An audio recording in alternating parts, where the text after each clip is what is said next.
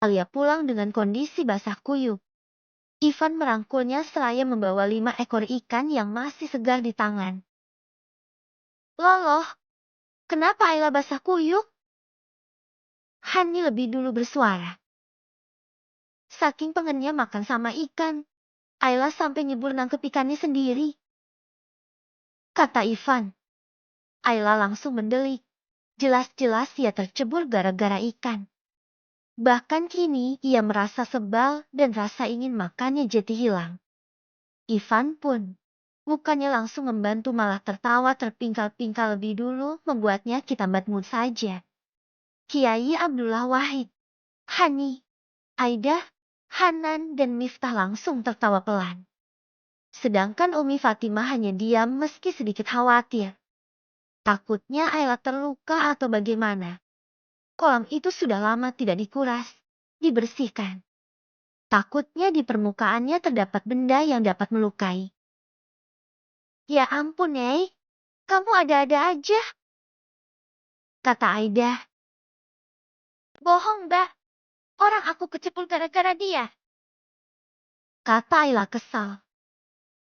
Loh, kok aku? Ujar Ivan. Kan suami yang simpan ikannya di sana. Yang ngapain kamu liatin? Stak Ivan membuat Ayla tak lagi bisa berkata-kata. Berarti salah ikannya yang tiba-tiba tajam. Jawab Ayla tak ingin kalah. Berarti ikannya salting diliatin sama kamu, kata Hanan menimpali. Ayla kian cemberut saja. Lebih baik kamu segera membersihkan diri Ayla. Nanti kamu masuk angin. Ujar Aida. Bukan Ayla yang mengangguk, melainkan Ivan. Loh, kok kamu yang manut sih, Van? Apa mau mandi bareng? Goda Hanan. Enggak, maksudnya aku setuju sama saran Kak Aida. Mandi bareng juga gak apa-apa. Udah halal kok. Timpal Hani. Ivan geleng-geleng kepala dengan godaan kakak-kakaknya. Sedangkan Ayla mendadak kesal. Kenapa keluarga ini sangat mesum? Katanya keluarga Ustadz, batinnya. Kamu langsung ke kamar mandi aja. Nanti aku ambilin pakaian buat kamu. Karena sudah merasa kedinginan, Ayla pun mengangguk. Ia berendam dengan air hangat. Setelah cukup puas langsung membilasnya. Sambil menunggu Ivan mengantarkan pakaian, ia pun mengeringkan tubuhnya dengan handuk karena ia akan mengenakan pakaian di sini. Tok, tok, tok. Ini baju kamu. Ayla pun mendekat dan membuka sedikit pintunya, kemudian mengulurkan tangannya. Makasih. Iya sama-sama. Maaf lama. Aku kebingungan. Ayla tidak mengindahkan ucapan suaminya. Setelah pakaian di tangan ia langsung membawanya masuk.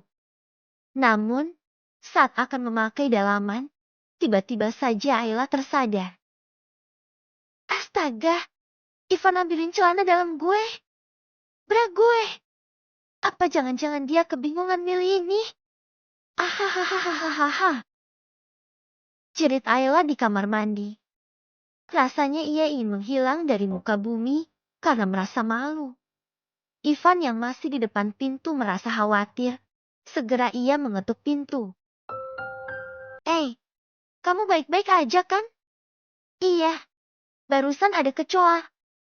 Kaget dikit aja. Jawab Ayla. Ia pun lanjut menutupi dirinya sendiri. Harusnya gue kepikiran dong. Kalau Ivan ngambilin baju gue include dengan dalamannya. Malu. Ayo keluar.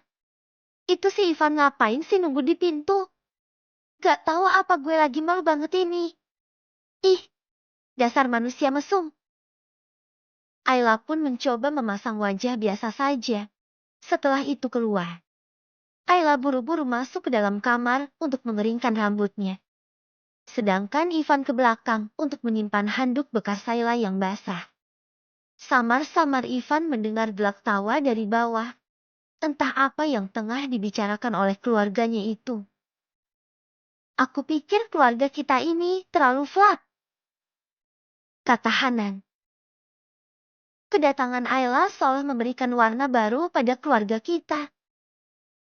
Timpal Hani. Iya benar, memberikan warna baru.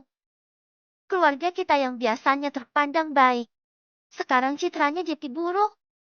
Berwarna bukan? Cibir Umi Fatimah. Yang lain pun hanya tersenyum tipis dan kemudian mengubah topik obrolan. Tak lama, Ivan dan Ayla pun turun ke bawah. Hani mengajak Ayla untuk masak makan malam, termasuk pemasak ikan yang tadi ditangkap. Mbak, aku gak bisa masak. Aku belum pernah masak sebelumnya. Masak mie? Mie salah? Itu gampang. Maksudnya kalau masak yang butuh resep, aku gak bisa. Gak apa-apa, nanti juga bisa asal mau belajar. Kamu bantu-bantu sebisanya kamu saja. Ayla mengangguk. Sebenarnya ia ingin bertanya. Kakak iparnya ini sudah memiliki rumah sendiri. Tapi kenapa makan malam di sini? Kemarin juga begitu. Ada yang ingin kamu tanyakan? Tanya Aida. Ayla menggelengkan kepalanya dan kemudian membantu mencuci sayur. Sepanjang memasak, ia hanya berbicara dengan Aida dan Hani. Padahal ada ibu mertuanya. Umi Fatimah sedikit bawel pada Hani dan Aida, tapi padanya seolah enggan bicara. Bahkan saat makan malam pun, masih begitu. Suasana meja makan sangat ramai, tapi Ayla tak merasakan kehangatan. Aku harus ngajar. Kamu istirahat aja ya, kata Ivan. Ayla mengangguk. Ia tidak tahu harus melakukan apa di rumah hingga akhirnya membantu Bibi saja membereskan meja dan mencuci piring. Gak apa-apa, Neng. Sama Bibi aja. Gak apa-apa, Bi. Aku gak tahu harus ngapain. Mbak Hani sama Mbak Aida ngajar. Aku bantu Bibi aja. Ya sudah, hati-hati ya.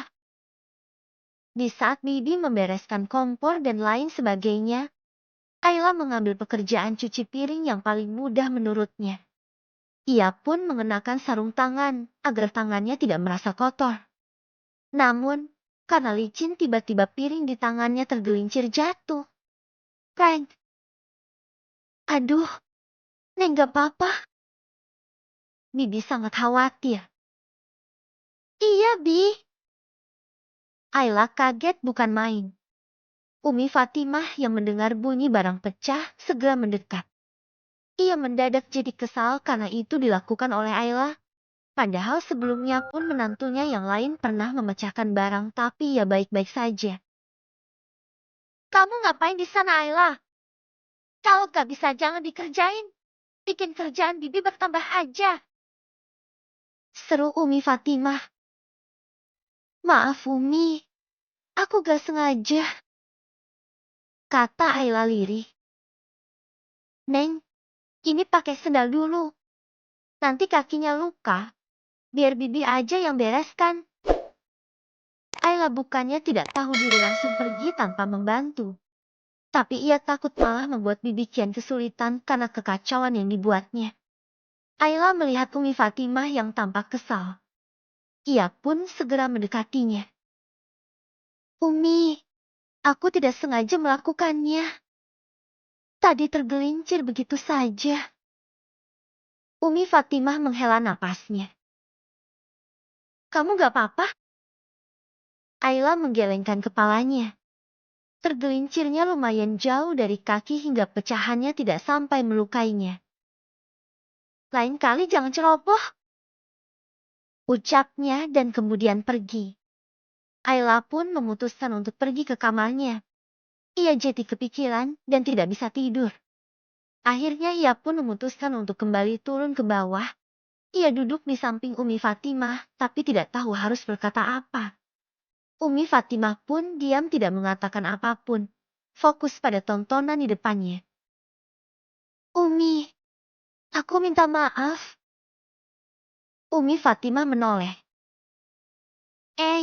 Ketiba meminta maaf, sebaiknya kamu segera memperbaiki diri. Jangan minta maaf pada Umi. Minta maaflah pada diri kamu sendiri. Batin Ayla berkecamuk. Di sisi lain ia harus memenangkan taruhannya dengan Ivan. Tapi di sisi lain, ia juga tak bisa hidup di lingkungan yang tak menyukainya. Aku belajar, Umi. Tapi bisakah memberiku waktu?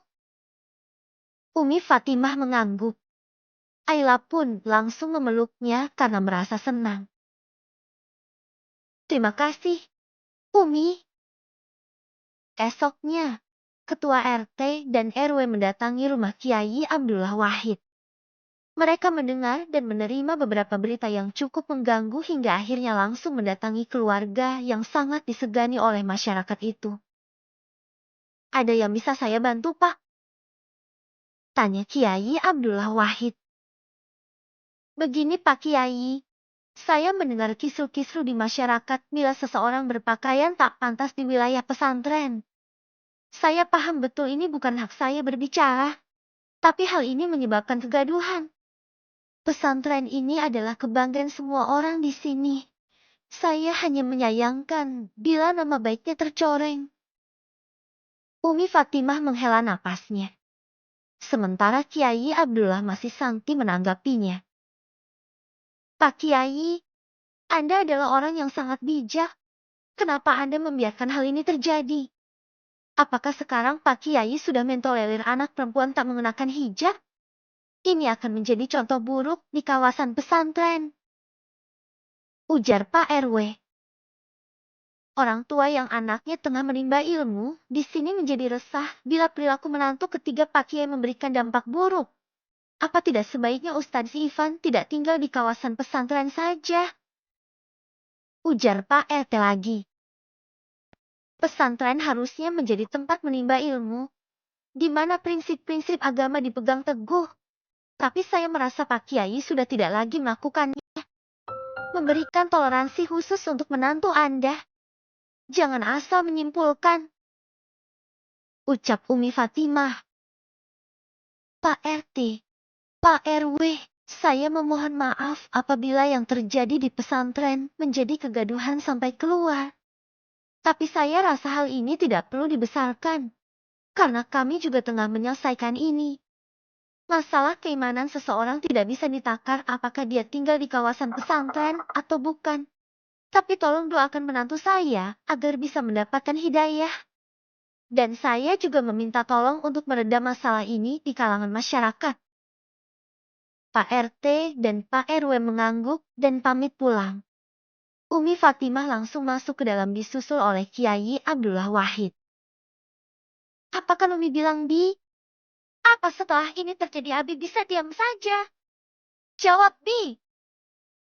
Seru Umi Fatimah. Umi sabar dulu. Sabar. Aku udah gak bisa sabar, Bi. Ayla benar-benar memberikan dampak buruk. Serunya. Istighfar Umi. Ada apa ini? Kenapa Umi mengatakan bila istriku memberikan dampak buruk? Tanya Ivan. Memang begitu adanya. Kamu harusnya membuka mata Ivan. Apa istimewanya Ayla? Yang ada hanya akan menjadi beban untukmu nanti di akhirat. Menanggung dosa-dosanya karena tidak menutup aurat. Umi. Ucapan Ivan terhenti saat melihat Ayla di penghujung tangga. Menatapnya dengan tatapan yang sulit diartikan. Ayla berjalan perlahan mendekati Ivan. Tatapannya tidak beralih sedetik pun darinya. Apa benar kamu akan menanggung semua dosa-dosaku di akhirat? Apa benar aku akan menjadi bebanmu di akhirat? Tanya Ayla dengan mata berkaca-kaca. Ayla. Lirih Ivan menggenggam tangannya. Saat seorang pria menjabat tangan ayah seorang perempuan di depan penghulu dan saksi. Mengucapkan kalimat ijab kabul. Bukan hanya tanggung jawab dunia yang beralih pada si pria itu. Melainkan tanggung jawab akhirat juga akan ditanggung oleh si suami. Umi. Seru Ivan lagi agar ibunya berhenti berbicara. Umi mengatakan kebenarannya. Sampai kapan kamu akan terus diam meski tahu kalau menanggung semua dosa istrimu? Kamu bahkan sengaja tidak menegurnya. Apa yang dikatakan Umi? Benar? Tanya Ayla lagi. Aku sudah memilihmu, maka semuanya akan aku tanggung. Kata Ivan. Tidak hanya itu, sebelum menikah, dosa anak gadis akan ditanggung oleh ayahnya. Timpal Umi lagi. Tidak, bukan begitu, seru Ivan. Pada dasarnya setiap dosa ditanggung oleh masing-masing orangnya. Tapi seorang anak perempuan yang tidak menutup aurat dan berzina sama saja dengan menyeret ayah dan saudara laki-lakinya menuju neraka. Berlaku juga untuk seorang suami yang tak mampu mendidik istrinya dengan baik. Seru Umi Fatimah lagi. Umi, aku mohon hentikan, kata Ivan. Ayah, kata Ivan memohon pada ayahnya. Fatimah, hentikan. Kamu membuat Ella takut. Ivan pun segera merangkul Layla dan kembali membawanya masuk ke kamar. Apa benar dosaku ditanggung oleh ayah, lalu sekarang ditanggung olehmu? Tanya Ayla lirih. Tidak, itu tidak benar. Di akhirat aku hanya dipinta bertanggung jawab. Apakah aku sudah menjadi suami yang baik untukmu? Apakah aku sudah membimbing istriku? Aku tidak menanggung dosa-dosamu, Ayla. Jika tak percaya, kamu bisa buka Al-Quran Surah 6 ayat ke-38. Orang yang berdosa tidak akan memikul dosa orang lain.